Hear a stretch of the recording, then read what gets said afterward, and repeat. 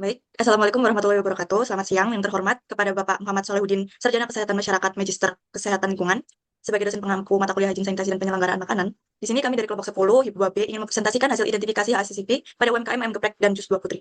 Next. Berikut merupakan kelompok kami. Identifikasi HACCP dilakukan pada hari Selasa, tanggal 6 Mei 2025, pukul 1:54 waktu Indonesia Barat pada Ayam Geprek dan Jus 2 Putri, Jalan Gubeng Erlangga 2, nomor 14 Erlangga, Kecamatan Gubeng, Surabaya, dengan pekerja Ibu Dewi, berjenis kelamin perempuan, berusia 37 tahun, dengan lama jam kerja selama 7 jam. Baik, untuk yang pertama, berikut adalah format lembar kerja pelaksanaan lembar HACCP. Untuk yang pertama sendiri ada lembar kerja tim HACCP. Yang pertama yaitu menentukan kualifikasi anggota tim HACCP dan internal auditor HACCP harus terpenuhi. Seperti berikut, memiliki pengetahuan dasar tentang prinsip-prinsip HACCP, lalu mampu melakukan identifikasi bahaya, selanjutnya memahami praktik hygiene dan sanitasi, selanjutnya menguasai alur proses produksi makanan secara menyeluruh, dan yang terakhir yaitu mampu bekerja sama dalam tim. Yang pertama sendiri untuk jabatannya ada Truly sebagai ketua, lalu Ravena sebagai anggota, Wida sebagai anggota, Kezia sebagai anggota, dan Adinda sebagai anggota. Untuk posisi timnya sendiri, Truly sebagai koordinator tim HACP, Ravena sebagai tim GMP, Wihda sebagai tim validasi dan verifikasi, Kezia sebagai tim inti, dan saya sendiri Adinda Putri sebagai tim produksi. Berikut adalah lembar deskripsi pekerjaan tim HACCP. Terdapat beberapa seperti koordinator tim HACCP, tim inti, tim HACCP, tim validasi, tim verifikasi, dan tim GMP.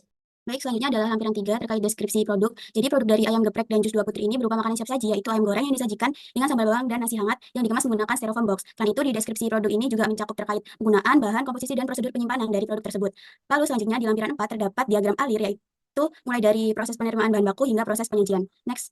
Lalu selanjutnya di lampiran 5 ini merupakan hasil analisis bahaya dari proses penerimaan bahan baku, proses penerimaan bahan kemasan, dan pemeriksaan kualitas bahan. Next. Baik, untuk berikut terdapat beberapa analisa bahaya yang terdapat pada UMKM Ayam Geprek dan Jus 2 Putri. Terdapat juga bahaya untuk biologi, kimia, dan fisik, dan juga sudah terdapat teknik pengendalian yang dilakukan. Next. Baik, selanjutnya ini merupakan lembar kerja identifikasi titik kendali kritis atau TKK. Jadi untuk menentukan ini merupakan TKK atau tidak, ini ada 4 pertanyaan yang harus dijawab. Ini ada pertanyaan pertama, pertanyaan kedua, dan pertanyaan ketiga, dan pertanyaan keempat. Nah, dari hasil menjawab pertanyaan tersebut didapatkan bahwa tahapan proses penerimaan bahan baku bukan merupakan TKK, kemudian penerimaan bahan kemasan bukan merupakan TKK, kemudian pemeriksaan kualitas bahan merupakan TKK. Selanjutnya, pemotongan dan pembersihan ayam filet merupakan TKK, perendaman ayam dalam bumbu marinasi merupakan TKK, kemudian tahapan penggorengan ayam merupakan TKK, pengolahan sambal bawang merupakan TKK, penyajian dalam styrofoam juga merupakan TKK. Lampiran 7 ini berupa lembar kerja diagram alir TKK. Ini berisi diagram alir proses kombinasi antara pengolahan daging ayam dan pengolahan sambal bawang. Selanjutnya di sini ada slide mengenai penetapan pengendalian TKK, di mana isi tabel tersebut mencakup tentang bahaya nyata yang menjelaskan tentang identifikasi bahaya mikrobiologi seperti bakteri salmonella dan lainnya.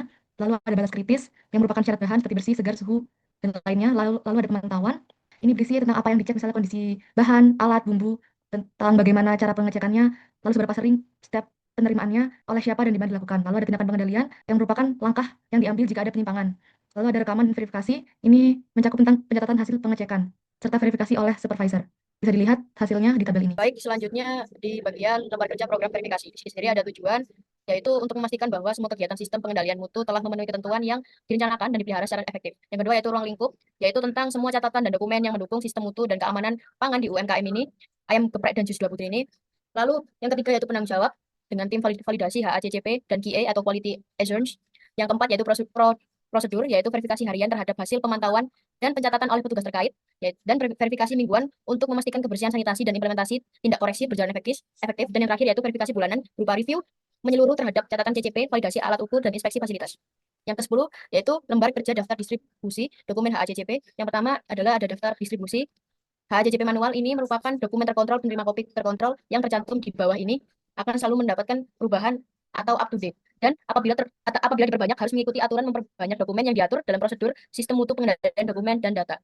Berikut adalah contoh pengendalian dokumen dan datanya. Ada Luli sebagai koordinator tim HACCP, tim GMP sendiri ada Ravena, lalu ada Wihda Sylvia sebagai tim validasi dan verifikasi, lalu Kezia sebagai tim inti, dan saya sendiri Adinda sebagai tim produksi. Untuk perannya sendiri sudah dijelaskan yaitu Ibu Dewi. Untuk lampiran 11 terdapat lembar kerja perubahan dokumen HACCP, dan dapat dilihat tidak terdapat perubahan dokumen HACCP pada dokumen tersebut. Baik, untuk kesimpulannya, jadi dari hasil analisis tersebut ditetapkan 6 titik kendali kritis yang menjadi fokus utama pengendalian. Masing-masing titik ini memiliki batas kritis dan prosedur pemantauan yang telah disusun agar bahaya dapat dicegah. Upaya ini menunjukkan bahwa sistem HACCP dapat diterapkan secara praktis dalam operasional harian UMKM dengan penyesuaian yang tepat. Nah, penerapan HACCP ini tidak hanya berperan sebagai alat pengendalian mutu, tapi juga sebagai langkah strategis untuk meningkatkan daya saing UMKM. Baik, untuk sarannya sendiri ada 4. Yang pertama yaitu bagi pelaku usaha disarankan untuk terus melakukan pembaruan dan pelatihan internal terkait prinsip HACCP agar kesadaran kesadaran dan keterampilan dalam menjaga keamanan pangan sangat meningkat. Lalu yang kedua yaitu untuk keberlanjutan sistem dokumentasi harus terus diperbarui secara berkala, serta verifikasi rutin dilakukan untuk memastikan sistem HACCP berjalan secara konsisten. Yang ketiga yaitu dari sisi kemasan, disarankan mengganti kemasan styrofoam dengan alternatif food grade yang lebih aman terhadap suhu panas, seperti kemasan kertas berlapis atau biofoam. Yang terakhir yaitu bagi instansi pendidikan dan pendamping diperlukan adanya program pendampingan keberlanjutan kepada UMKM dalam penerapan HACCP agar sistem yang diterapkan tidak hanya sekedar formalitas dokumen, tetapi benar-benar berintegrasi dalam praktik produksi sehari-hari dan dokumentasi kelompok kami. Baik, sekian dari presentasi kelompok kami. Mohon maaf bila ada salah kata. Wassalamualaikum warahmatullahi wabarakatuh.